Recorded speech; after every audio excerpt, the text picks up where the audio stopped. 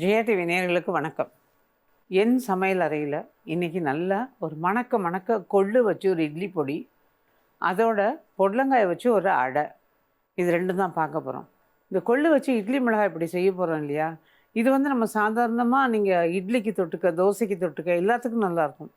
அதே சமயம் நீங்கள் சாதத்துக்கும் போட்டு கொஞ்சம் நெய்யோ நல்லெண்ணெய்யோ விட்டு கலந்துட்டு சாப்பிட்றதுக்கு இந்த கலந்து சாதம் மாதிரி அதுவும் நல்லாயிருக்கும். ரெண்டாவது கொள்ளு சாதாரணமாக சொல்லுவாங்க நல்ல எனர்ஜி கொடுக்கக்கூடியது அப்படிங்கிறது. அதனால் இப்போ வந்து பாரம்பரியமான விஷயங்கள் நிறைய கொண்டு வரா மாதிரி அதில் வந்து ஒன்றா இதையும் கொண்டு வரோம் நம்ம. ஸோ இந்த கொள்ளு இட்லி மிளகாய் பொடி எப்படி செய்கிறதுங்கிறத பார்க்கறதுக்கு முன்னாடி அதுக்கு என்ன தேவைன்னு பார்த்துக்கலாம். கொள்ளு இட்லி பொடி செய்ய தேவையான பொருட்கள்: கொள்ளு 1 கப், உளுத்தம்பருப்பு 1/2 கப், காய்ந்த மிளகாய் 12, கருவேப்பிலை சிறிதளவு, பூண்டு 4 அல்லது 5 பற்கள், பெருங்காயத்தூள் 1 டீஸ்பூன், உப்பு ருசிக்கேற்ப. இப்போ இந்த கொள்ளு இட்லி மிளகாய் பொடிக்கு தேவையான பொருள்லாம் பார்த்தோம் இல்லையா. நான் கொள்ளு எடுத்திருக்கேன் 1 கப்பு. அது ஒரு பேன் அடுப்பில் காய போட்டிருக்கேன். அதில் அந்த கொள்ளை நல்லா வறுத்துடணும். இந்த கொள்ளு நல்லா வறுத்திங்கன்னா தான் இந்த பொடி நல்லாயிருக்கும். கொள்ளை வந்து வறுபடுறது கம்மியாக இருந்ததுன்னா இந்த பொடி அவ்வளோ நல்லா இருக்காது, மணக்கவும் மணக்காது, ருசிக்கவும் ருசிக்காது. அதனால் நல்லா வறுக்கணும். கைவிடாமல் ஹை ஃப்ளேமில் வச்சு வறுக்கலாம், அல்லது தீயை குறைச்சி வச்சுட்டு நிதானமாக வறுக்கலாம். கொள்ளை வறுக்க வறுக்க வறுபடும் போது நல்லா பொரியும் கொள்ளு.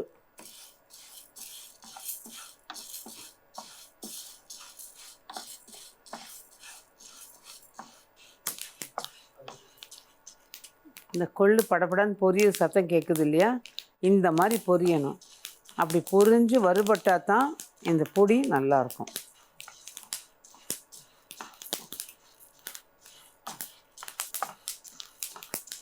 இப்போ தீயை கொஞ்சம் குறைச்சி வச்சுட்டு வறுக்கிறேன். அதே மாதிரியே நல்லா வந்து படப்படன்னு பொரியணும், நல்லா செவக்க வறுக்கணும்.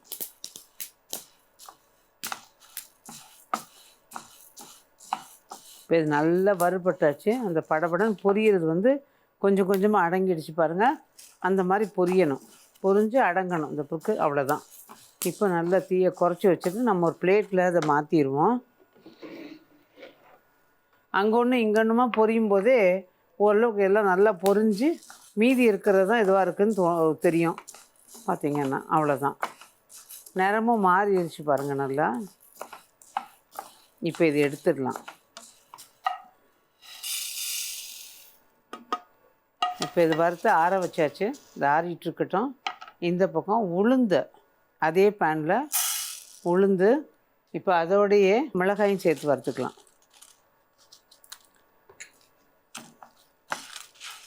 உளுந்து வறுபடும் போது மிளகாயும் அதோட நல்ல ஈரசத்து இல்லாமல் வறுபட்டுரும். இதுக்கு எண்ணெய் வேணும்னு அவசியம் இல்லை. பிரியப்பட்டிங்கன்னா ஒரு சுட்டி எண்ணெய் விட்டு வறுத்துக்கலாம்.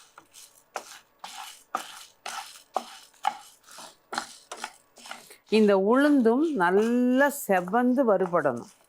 அப்போ தான் உளுந்தோட ஃப்ளேவர் நல்லாயிருக்கும். நான் தீயை வந்து கொஞ்சம் அதிகமாக வச்சுட்டு தான் வறுக்கிறேன், ஆனால் கைவிடாமல் வறுக்கிறேன். தீயை குறைச்சி வச்சிங்கன்னா, நிதானமாக வறுக்கணுன்னா தீயை குறைச்சி வச்சுடுங்க.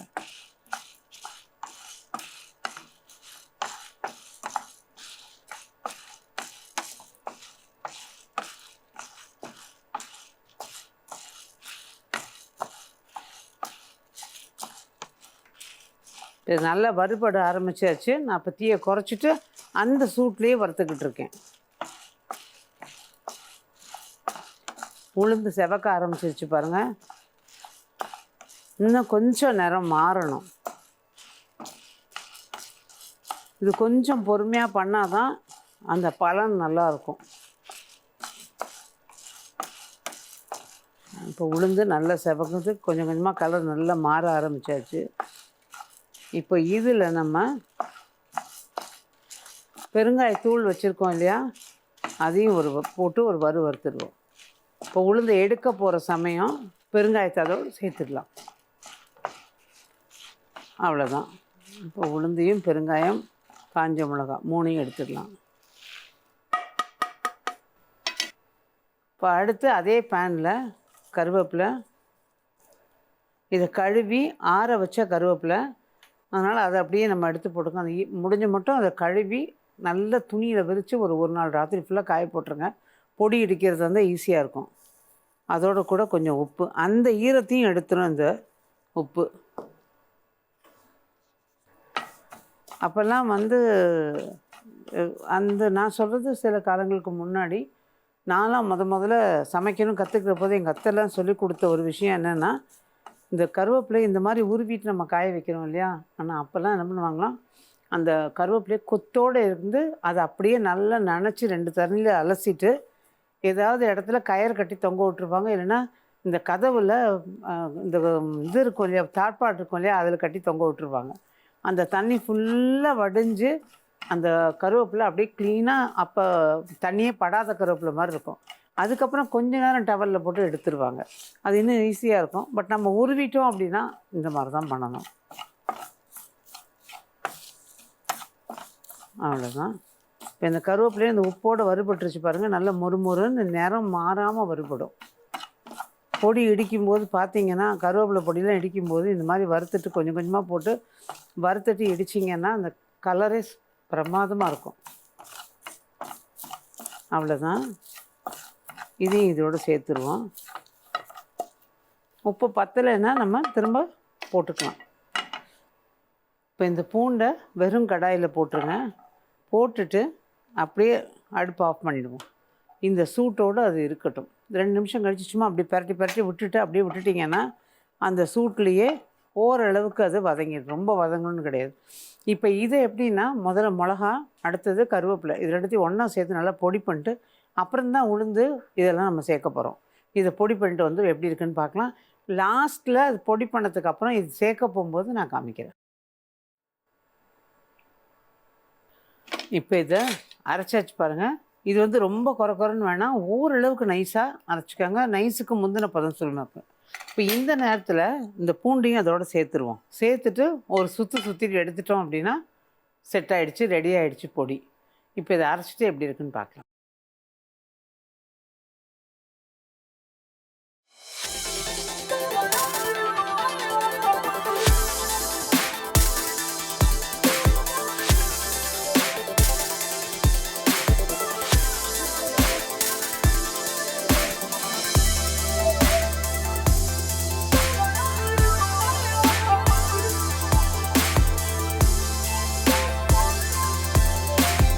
கொள்ளு பொடிக்கு ஒரு சின்ன ரீகேப்.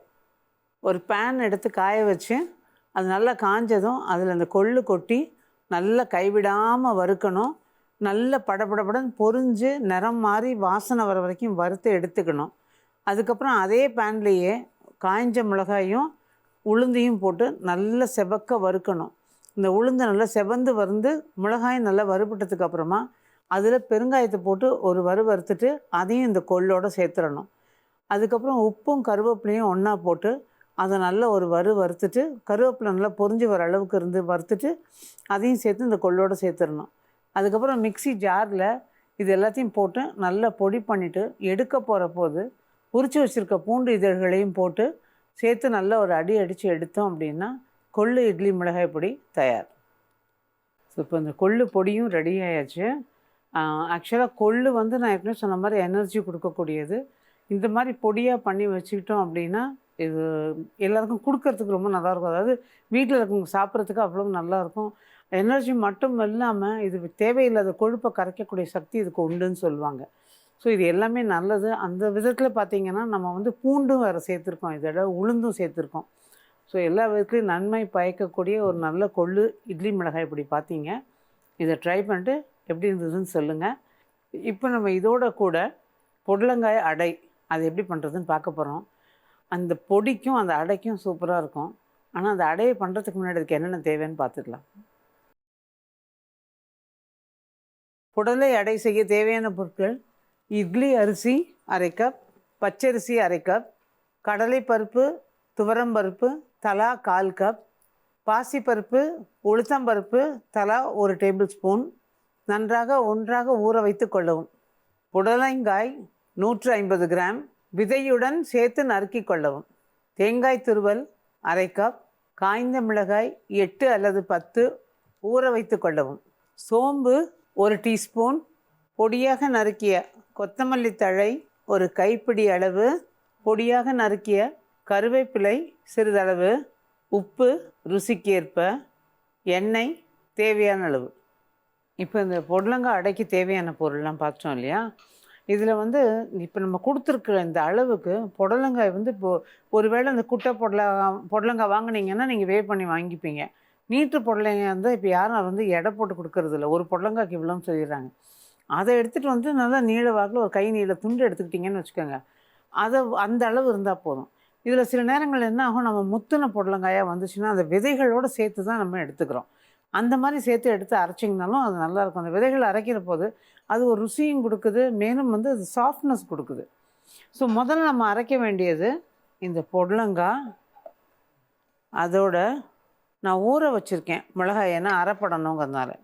இந்த மிளகா, அதோட சோம்பு, இது 3த்தையும் அரைச்சிட்டு அதுக்கப்புறமா நம்ம இந்த ஊற வச்சுருக்க பருப்பை அரைச்சிட்டு வந்துடலாம். அரைச்சதுக்கப்புறம் பார்க்கலாம்.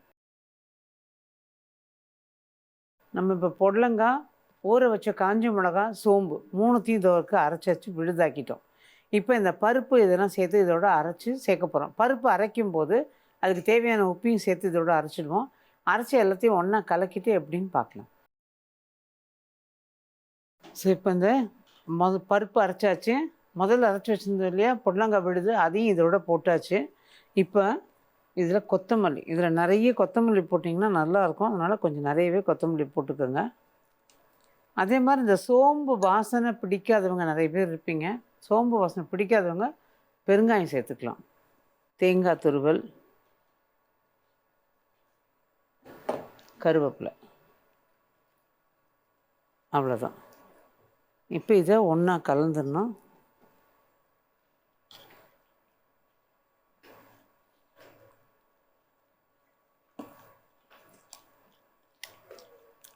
இந்த மிக்சியை கழுவி கொஞ்சம் தண்ணி வச்சுருக்கேன், அதை இதோட சேர்த்துக்கிறேன்.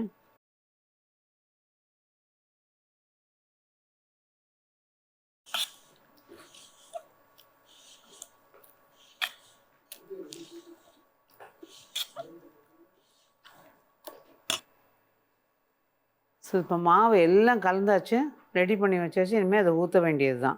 இந்த கல் காய வச்சுருக்கீங்களா, காஞ்சிருக்கு. இப்போ 1 கரண்டி மாவு, இது வந்து ரொம்ப தண்ணியாக இல்லாமல் யூஸ்வலாக அடை மாவு வச்சு போடலாம், அந்த மாதிரி தான் இருந்துக்கும்.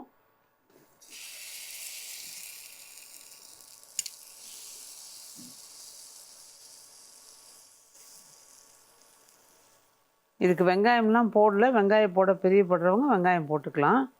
பட் வெங்காயம் இல்லாமல் இது நல்லாயிருக்கும். வெங்காயம் போடுறதா இருந்தால் பெரும்பாலும் சின்ன வெங்காயமாக இருந்தால் ரொம்ப நல்லாயிருக்கும். சுற்றி எண்ணெய்,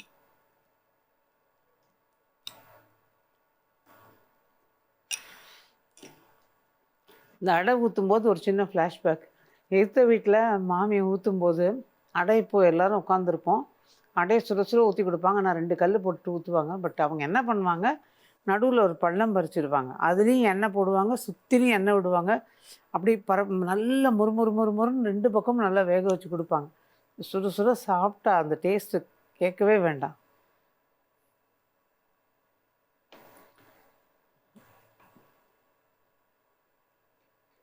இப்போ இது ஊற்றி எண்ணெயை ஊற்றிட்டோம் இல்லையா, இது மேலே ஒரு மூடி போட்டுடலாம்.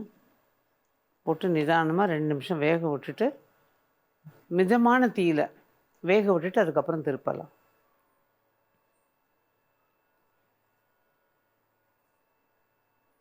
இப்போ இந்த மூடி எடுத்துக்கலாம்.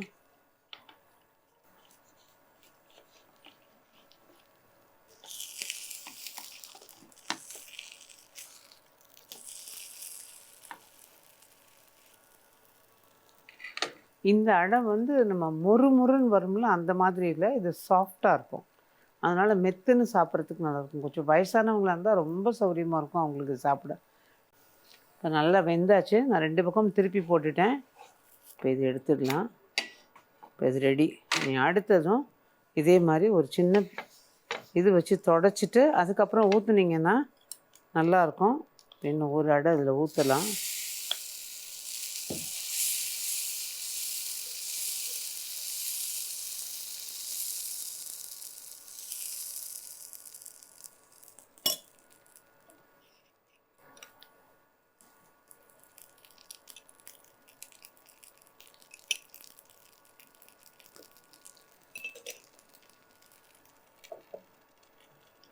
நல்லா வேகட்டும். வெந்ததுக்கப்புறம் இதே மாதிரி நம்ம திருப்பி போடலாம். இது பார்த்திங்கன்னா தெரியும், நல்லா சாஃப்டாக இருக்கும் அந்த அடை. இப்போ இந்த அடைக்கும் கொள்ளு பொடிக்கும் ரொம்ப நல்லாயிருக்கும். இந்த கொள்ளு பொடியோடு சாப்பிட்ணும், நல்லா ஊற வச்சு சாப்பிட்ணும் அப்படின்னா, இந்த அடை மேலே சுட சுட ஊற்றுனதுக்கப்புறம் அந்த கொள்ளு பொடியை நல்லா தூவிட்டு, ஒன்று நெய்யோ அல்லது நல்லெண்ணெய்யோ ஏதாவது ஒன்று அது மேலே ஊற்றிடுங்க. ஊற்றி ஸ்மியர் பண்ணி விட்ருங்க, நல்லா தடவி விட்ருங்க. தடவி விட்டு ஒரு 10 நிமிஷம் கழித்து அதை சாப்பிட்டீங்க அப்படின்னா நல்லா ஊறி போய் ரொம்ப நல்லாயிருக்கும். இது கொள்ளு பொடிங்கிறதுனால இல்லை, இது நீங்கள் எந்த பொடி போட்டாலும் அந்த மாதிரி ஊற வச்சு சாப்பிட்டிங்கன்னா ரொம்பவே நல்லாயிருக்கும். அதே மாதிரி இது நல்லா சாஃப்டாக தான் இருக்கும் பாருங்கள் இந்த அடை. முக்கியமான ஒரு விஷயம் அது சொல்லிடணும்.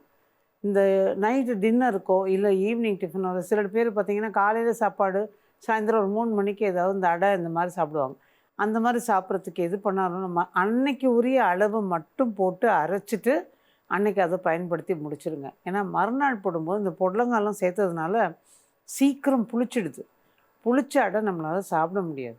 அதனால் நம்ம அந்த என்ன தேவையோ அந்த அளவுக்கு மட்டும் போட்டுட்டு அதோட மாவை முடிச்சிடணும்.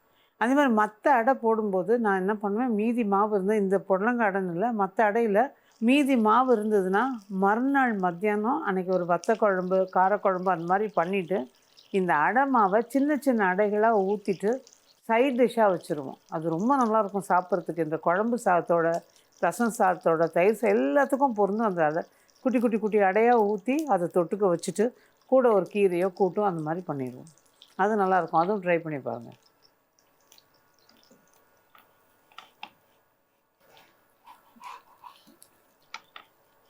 இப்போ இந்த அடையை திருப்பி போட்டுடலாம்.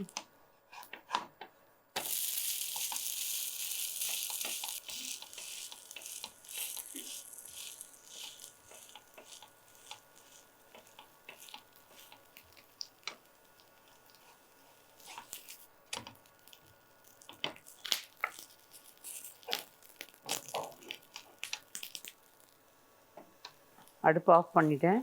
இந்த அடையும் எடுத்துடலாம்.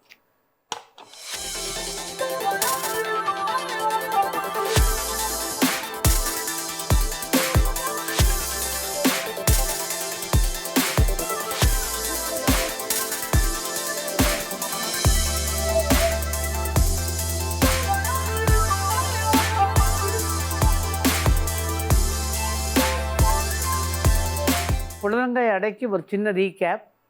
அரிசி, பருப்பு எல்லாத்தையும் ஒன்றா கலந்து ஒரு 2 மணி நேரம் ஊற விட்டுருங்க. காஞ்ச மிளகாயும் அதே மாதிரி ஊற வச்சுருங்க. ஒரு மிக்ஸி ஜாரில் காஞ்ச மிளகாய், சோம்பு, புடலங்காய் சேர்த்து நல்லா விழுதாக அரைச்சிக்கோங்க. அதுக்கப்புறம் அந்த பருப்பு வகைகளையும் அரிசி வகைகளையும் ஒன்றா சேர்த்து அதையும் நல்லா கரகரப்பாக அரைச்சிக்கோங்க. எல்லாத்தையும் ஒன்றா கலந்துக்குங்க. கலந்ததோட கூட கருவேப்பிலை, கொத்தமல்லி, தேங்காய், தேவையான உப்பு எல்லாத்தையும் சேர்த்து நல்லா கலந்துட்டு தோசைக்கல்லை காய வச்சு அதில் ஏதோ 2 கரண்டி எடுத்து ஊற்றி நல்லா அடையாக திரட்டிட்டு அதுக்கப்புறம் சுற்றிலும் எண்ணெய் விட்டு தீயை குறைச்சி மூடி போட்டு 2 நிமிஷம் வெந்ததுக்கப்புறமா மறுபக்கமும் திருப்பி விட்டு 2 பக்கமும் நல்லா சேர்ந்து வெந்ததுக்கப்புறம் எடுத்தீங்க அப்படின்னா புடலை அடை தயார். இப்போ இந்த புடலை அடை ரெடி ஆயாச்சு. நான் சொன்ன மாதிரி இந்த காம்பினேஷன் எல்லாமே நல்லாயிருக்கும். எதுவுமே வேணாங்க, ஒரு தயிரில் கொஞ்சம் மிளகாத்தூள், உப்பு போட்டுக்காங்க, கொத்தமல்லி பொடியை நறுக்கி போடுங்க, இதை தொட்டு சாப்பிடுங்க, நல்லாயிருக்கும். ஸோ இப்போ பார்த்த கொள்ளு பொடியும் புடலை அடை ரெண்டுமே நேரில் உங்களுக்கு பிடிக்கும். ஒவ்வொரு தடையும் பிடிக்கும் தான் சொல்கிறேன். ஏன்னா உங்களுக்கு பிடிக்குங்கிறத தேடி தேடி தான் நாங்கள் எனக்கு செஞ்சு காமிக்கிறோம். ஸோ ட்ரை பண்ணி பார்த்துட்டு உங்களுக்கு எப்படி இது பிடிச்சது அப்படிங்கிறதையும் எங்களுக்கு சொல்லுங்கள். மீண்டும் இதே மாதிரி இன்னும் ஒரு பதிவில் உங்களை சந்திக்கும் வரை நன்றி, வணக்கம்.